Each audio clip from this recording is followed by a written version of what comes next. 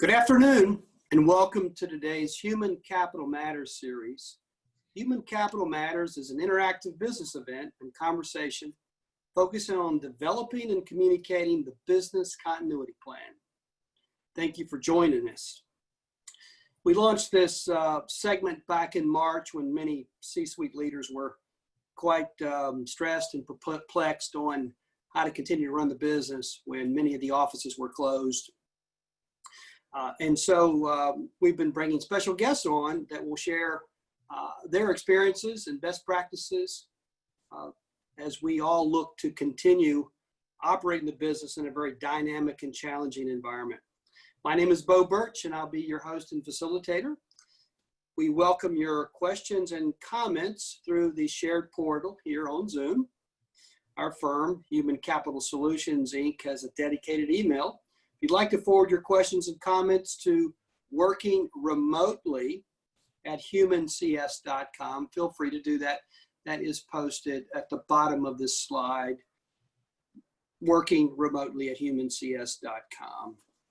Also, you may follow our LinkedIn page, Human Capital Solutions, for updates on our next Human Capital Matters segment, which will be August the 20th at 2 p.m. Our guest speaker today is Mr. Paul Cozza.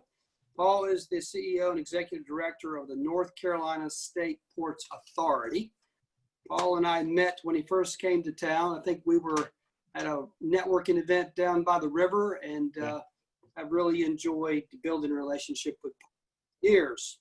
Paul was appointed Executive Director of the North Carolina Ports Authority in April of 2014. Under his leadership, the Ports Authority has embarked upon a $200 million infrastructure investment plan, have welcomed the largest vessels in the Port of Wilmington's history, and reintroduced intermodal rail. Prior to his role as Executive Director, Paul has served as the President of the CSL Group, a marine logistics company, and he's also served in several executive roles for the Mars Group, to include Senior Vice President. In addition to his experience in the world's largest container line, Paul has more than a decade of experience with Sealand Service and CSX Corporation. Paul is a graduate of West Point and served our country in the U.S. Army. We are, again, thankful to have you with us, Paul. We'll get started in our conversation. So, Paul, please tell us a bit about the state of the North Carolina ports. Sure, Bo, and I want to thank you for the opportunity to do this today. I think this is a great forum of how you explain it to me that you guys are doing this, so I'm very happy to participate. North Carolina Ports is part of the state government. We fall under North Carolina DOT, and then from there, we're probably just about as different as you can get as being part of the state. We are essentially really a business within the state of how we operate. We don't receive any appropriations on an annual basis for a day-to-day operating like DOT or administration or commerce does, where we have to earn it on our own. We sell services to the external community, commercial community, and we run as a business. We have 3 main locations: port here in Wilmington, we also have the Port of Morehead City, and we have an inland port in Charlotte. Run by a board. We have board of directors that are all appointed by either the governor or the House or the Senate. And again, as we do, is we really compete with ports around us. Best way to say it, as we're part of the international supply chain. Give you some quick facts on some things. We're annual basis. We're not a big business, but we're good size. We're about 60 million in revenue. We have a income statement, balance sheet, cash flow like other companies do. We'll generate annually about, this past year, about $17 or $18 million in cash that we're able to keep, and that goes to debt or reinvesting in our business. Again, I think we'll talk a little bit about, we've been growing quite a bit, which is part of our mantra, but it's all on the basis, our mission is to enhance the economy of North Carolina. And so different than a return on invested capital, return for shareholders, share price, all those types of things. What we do is whatever we can to facilitate additional business around here as well as the rest of the state for building jobs and building economic contribution. Thank you, Paul. You mentioned a piece about capital improvements planning and its importance.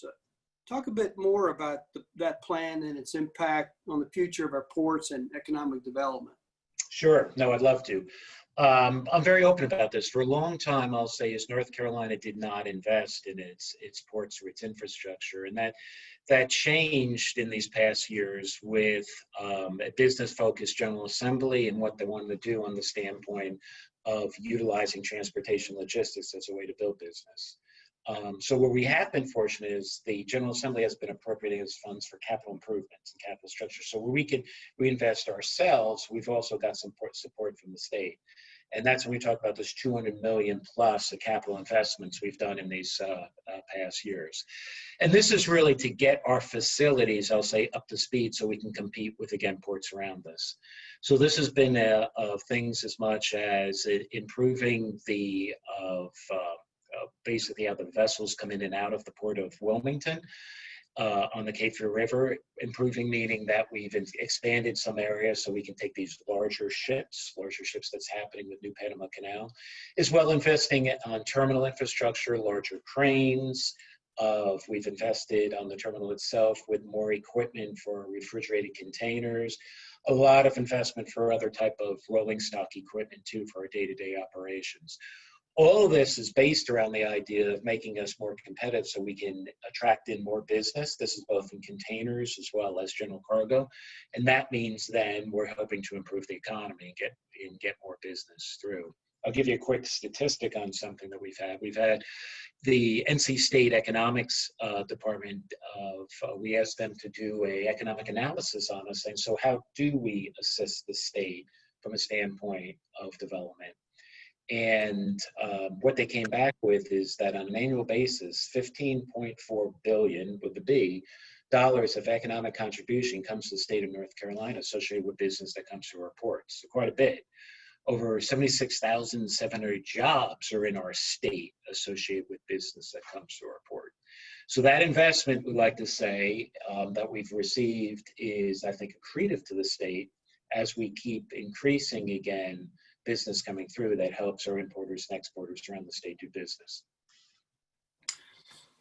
Fascinating, Paul. Many of us have do not know what's under the hood of our ports authority, do we?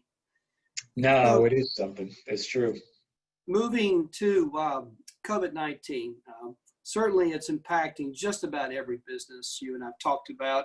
There's a subset perhaps that are in a favorable way, and then there's the rest of the business. How has the coronavirus, Paul, impacted the North Carolina ports? Sure. No, we've seen quite a few things. I'll even start back in late February, March, as we were starting to see the cases build in the U.S. We saw our first impact here because of what happened with China, being that they had the initial global impact of it, and China essentially shut down back in late January and February. We got word and saw that a decrease in shipments coming in from the Asia range into our area because of COVID. So that was the first part, and this was on the container side. We saw a big decrease in March, and that was in all goods coming in and out of China. And then after that time, we started seeing business returning again, but then we saw the impact on the United States side as well as Europe. So what started kind of like, we'll say, as a supply side impact turned into a demand side impact as we started seeing the COVID impacts here in the US, and then we shut down our economy. I'll say it was interesting though, Bo, and you and I were talking a bit earlier, different segments were affected in different ways. A retail area where we saw finished retail goods coming in, most of the areas there was a large impact of decrease. However, in some other areas, such as maybe finished goods that were going into for Lowe's Home Improvement or for Home Depot or those types, you saw increases of things happening. So depending on the particular area, the particular import or export, we could see some parts very much increase and other parts where we saw decreases due to the things that happened. I think, again, where we saw largest impact, finished retailers, especially in clothing and some of those areas of where they were really impacted. Because you think about it, the Dillard's of the world, the Macy's of the world, all of these stores were shut down and really saw a large impact to their business. From a human resources standpoint, any comments on COVID cases at your facilities and how you've had to respond to that? Yeah, no, a lot of, for, I'll say obvious reasons, a lot of concern because we're considered an essential business. So, the ships didn't stop coming in, although we saw changes we talked about. The global logistics supply chain didn't stop, or we didn't want it to stop. So because of that, our operating folks, which makes up a large part of our HR base, were in work every day, keeping things going. Our administrative areas overhead, we were able to have them that they could work from home. That was successful. So we were really, really concerned, we still are, but very much in the beginning, that we didn't have cases come up that could shut down our operations. We couldn't do our mission, if you will.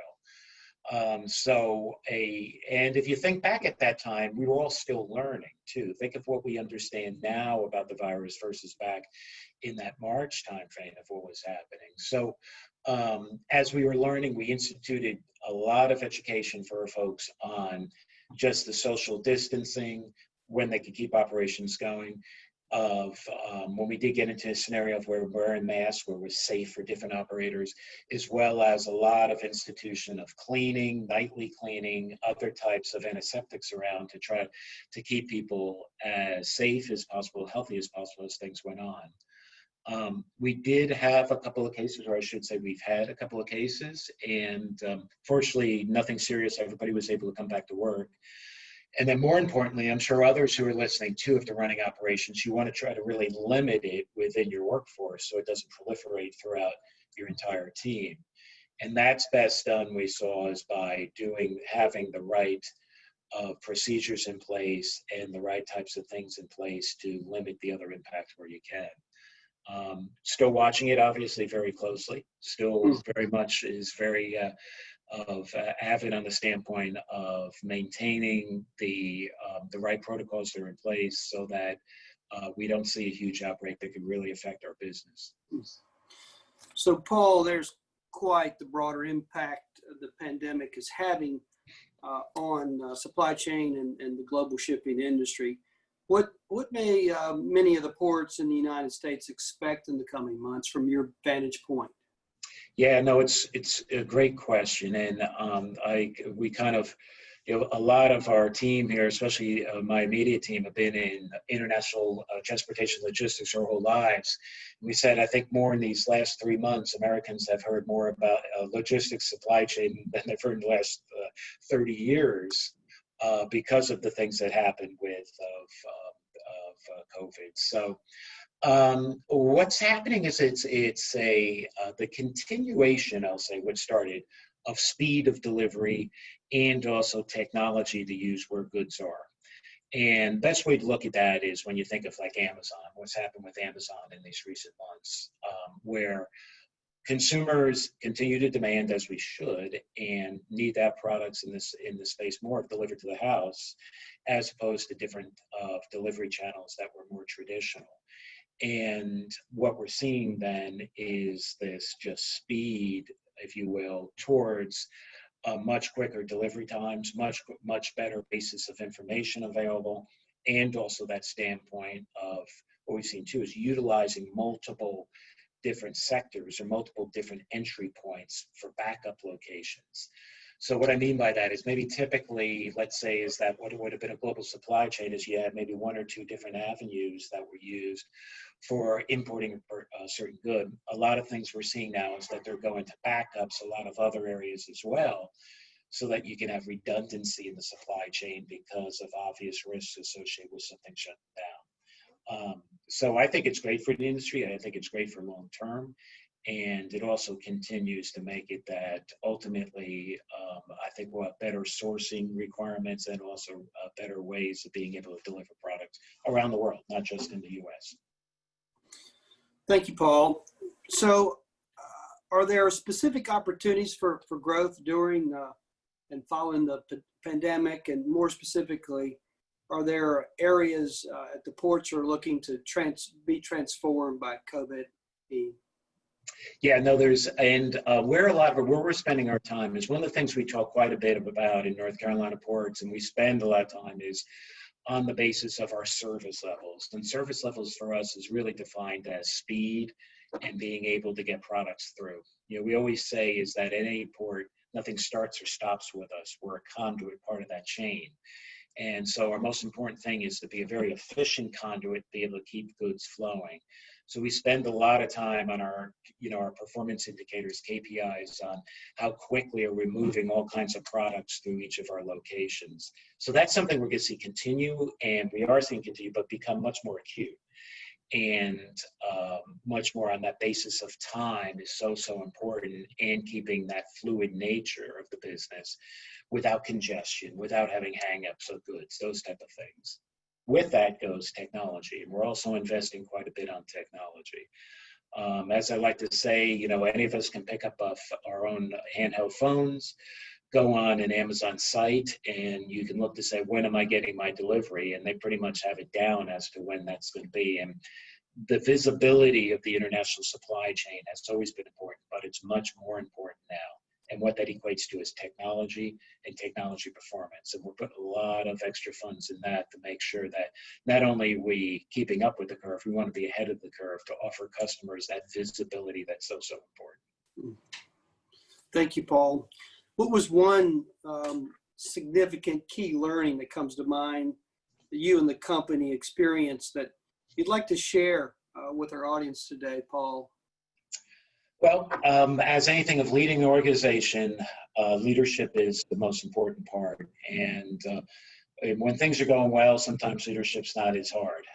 But it's during these type of events of where you see really that builds up that of how you lead and how you lead the organization is so important. Within that, one of the things we really saw is communication. And, as being in these different jobs for some time, communication seems easy, but it's always the most challenged, I think. And communicating throughout your workforce of what's going on, what's needed, and making sure they understand, what's happening around is a challenge. And, I try to pride myself on the basis of efficient communication, but we definitely found, especially in the early days of this event, that you can never over communicate.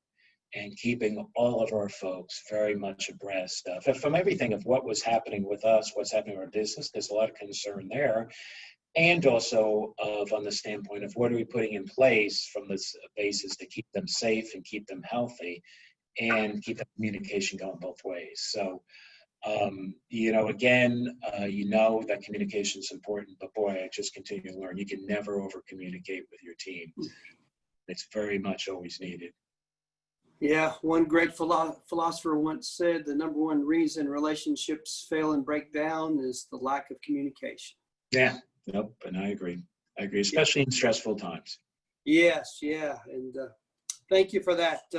Appreciate your keen leadership and the leadership of your team there, Paul. So the other side of the question could be one thing maybe the executive team may do differently if this type of situation would manifest itself in the future. Yeah, I mean, we are talking about it as part of the senior team here, and we're looking at the different areas. And I'm not sure if was anyone really prepared for COVID-19. But at the same time, that's like I'd say, an easy dodge too. We need to be for all kinds of crises. And we found in a lot of areas that we didn't have. One was a lot of the training in place that we should have had. We didn't have a lot of the material that was needed that we need to have on hand. And also we found that we didn't have a lot of the, the business connections with a lot of the companies that we needed. You get drawn into, I think, so much so into your day-to-day operations, what's important, the basis of business. But we found that, we're familiar here with how to deal with hurricanes, unfortunately. We're familiar here how to deal with different types of those weather events, but we weren't really as much on the standpoint of this type of an item coming from a standpoint of a social issue from the standpoint of medical. And and our operations there, and we're putting a lot of time in making sure that we have a lot of notes as to what we learned, and also more importantly executing on what are we going to do different next time. Mm-hmm. Yeah, we've had a number of these segments.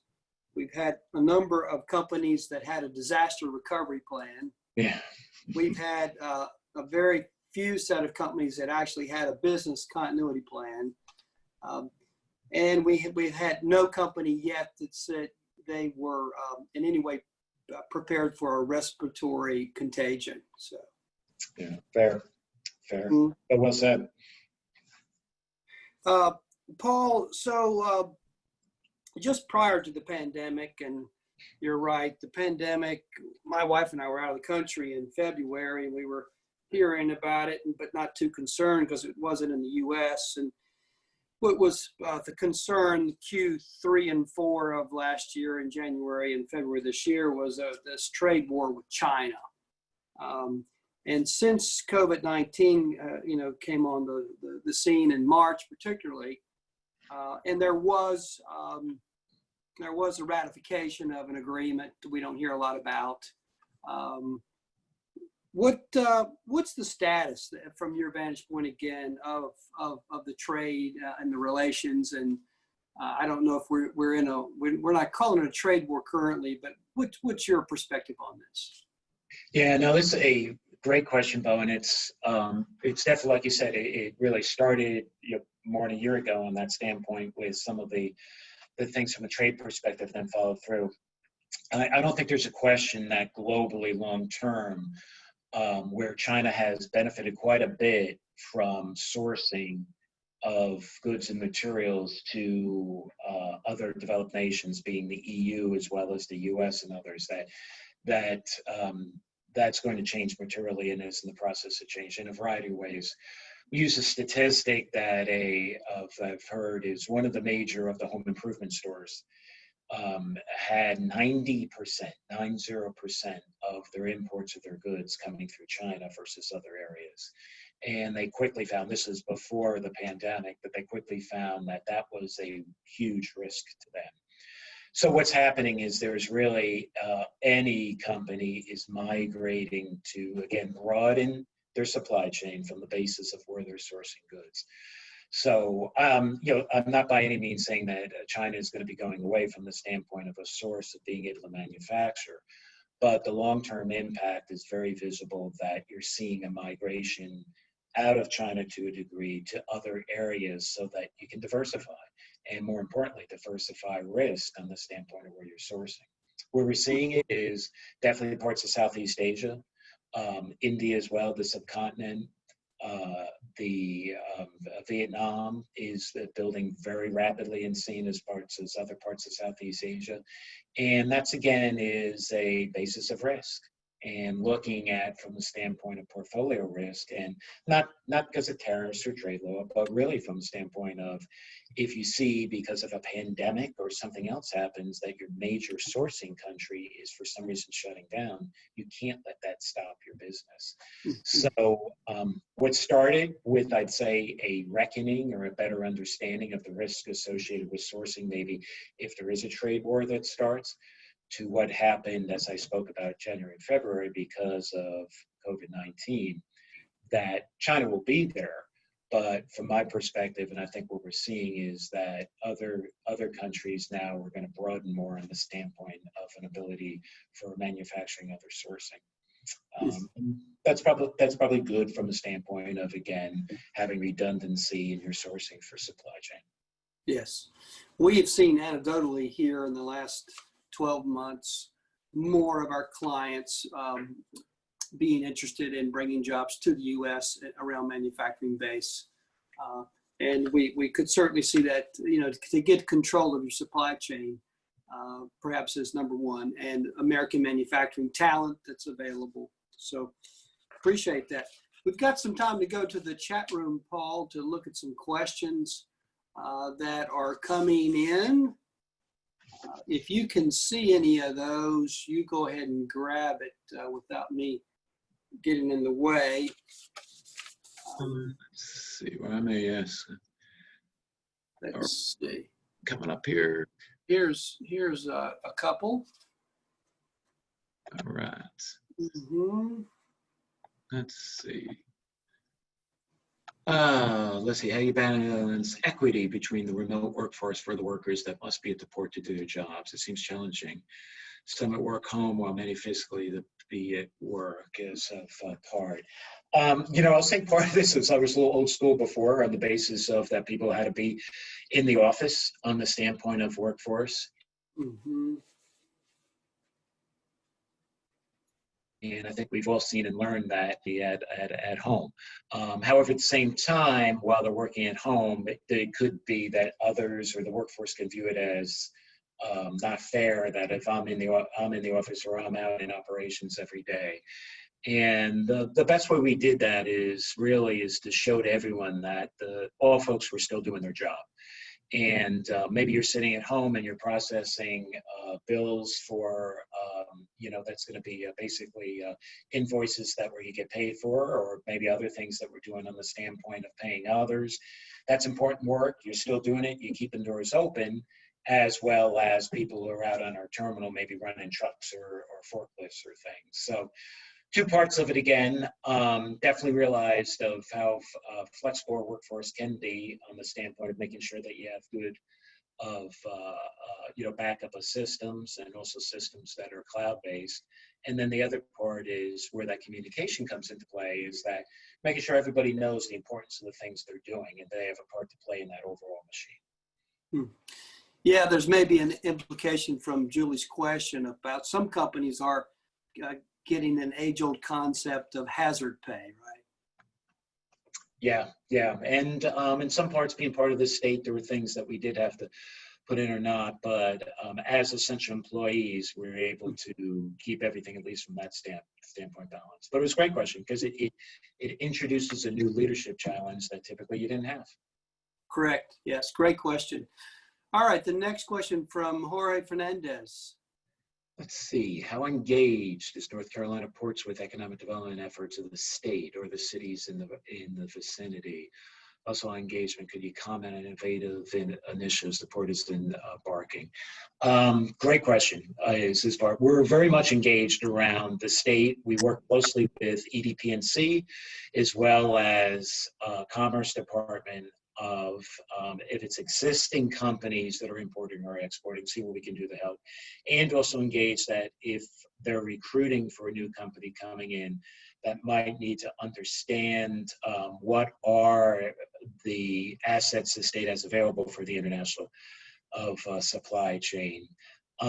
Innovation initiatives the port is embarking on is on the standpoint of really making us being able to compete as well as the ports around us. So this is everything from the standpoint of, you've all heard about having larger vessels called and being able to have the capability of doing that. That makes the supply chain more efficient, brings costs down, those type of things.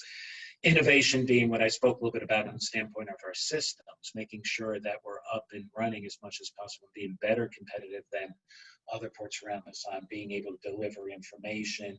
If it's delivering information to that cargo owner, ultimately as to what's going on with their product, has it cleared customs, is it ready for pickup, where it is on the trucker, all those things. So all this comes down to is again, I'll kind of really make it basic, is that we're very easy to do business with and we're a very efficient part of that supply chain. That's what we want to do because that attracts a company that wants to either be around the area here or be someplace else in the state. If they're importing or exporting, ultimately they got to get product to themselves or get it out. And they want to do that cost efficient and effective. And that's what we got to do. Great question, great response. So Lindsay Cashin has a question. When discussing leadership in a time of crisis, Paul, what additional soft skills would you note are critically important for leaders to demonstrate to maintain high performance? All right, great questions on the side. So this is my basis of leadership, and obviously very complex, and there's all different parts of it. But I kind of see three main characteristics in it, and of how I see them is the basis is integrity, lead by example, and empathy. And I think from a viewpoint of great leaders, there's no question is you have to have that integrity. It has as the basis that your word is your bond. There's no question on the standpoint that people can trust you, and there's no standpoint that you're the ultimate integrity. All bases, how you deal with people, how you deal with customers, how you deal with everyone. Lead by example is the one that covers is everything. And this is where it very much applied in this time, is that if you expect something from somebody, you got to make sure you're doing it yourself. If you expect folks to be into work every day during COVID and that they're operating machinery, you need to be visible, you need to be out there yourself, and you need to show them that not only if what they're doing is important, you really, that basis is that you're there too. And there's all those broad aspects of lead by example that's just so keen that really makes up a large part. But, you know, things that I was taught early on and others is that you can't ask someone to do something if you're not showing it, you're doing it yourself. And then lastly, and it's not in order of preference, the other thing I think is very important, and this is what helped a lot for us during the crisis. And believe me, we were not perfect, and I'm not saying that everything went great all the time. We have bumps and bruises like a lot of folks did, but that last one is empathy. And I believe empathy is an important part of leadership. And sometimes I'll get questions when I talk about it and saying, you know, people view empathy as the basis that it's always being nice to everybody and agreeing with everybody and those things. And there's part of it that's there.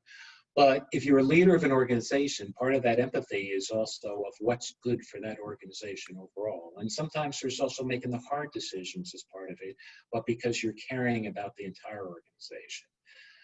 But that empathy side in the basis of how our folks were dealing with these things, because we had people come to work that a lot of you had that had challenges at home. Maybe they had a spouse or somebody else that wasn't working anymore and there were financial challenges. Maybe they have children or of elderly that were home that they were worried about. So you need to make sure you understand that and you're empathetic when you look at it, and also how you deal with the folks. No question, those were the things that came out much more. And it was all those human aspects, really, of leadership that in times of crisis, I think are really the more important parts of it that makes an organization successful. Again, we weren't perfect, but we definitely tried as much as possible. Paul, well put. Thank you. It's been so good to have you on our segment today at Human Capital Matters. Thank you for sharing your and the port's lessons and best practices of what you learned during these very challenging times. This segment will be out recorded before 5 tomorrow for folks that weren't able to tune in with us. We wish you and the ports the best, and the economic development for North Carolina the very best as well. We can't let Texas take all the good jobs, right? That's right. That's right. Bo, thank you very much. I really appreciate it. It was a great forum, and I give you guys credit for doing these all over. It's very good, and it helps for the area. So keep it up. You got it. Thank you, sir. And we wish you the very best as you get an opportunity to golf more and spend more time with the family. Thank you very much. You be good. Stay healthy. Yeah. Yes. Thank you. So we are excited to bring in Mr. Ken Shroka on August the 20th, again at 2 o'clock. Ken has a very impressive career in human resource and leadership. He'll be our guest speaker, talking about how Primo Water particularly has navigated through these interesting times. So tune in with us August the 20th. At 2 o'clock with Mr. Ken Shroka. We will be closing off. We're about 3 minutes over, but thank everyone for joining us. We really appreciate it. It was great to visit with you again. Be safe, be well, take care.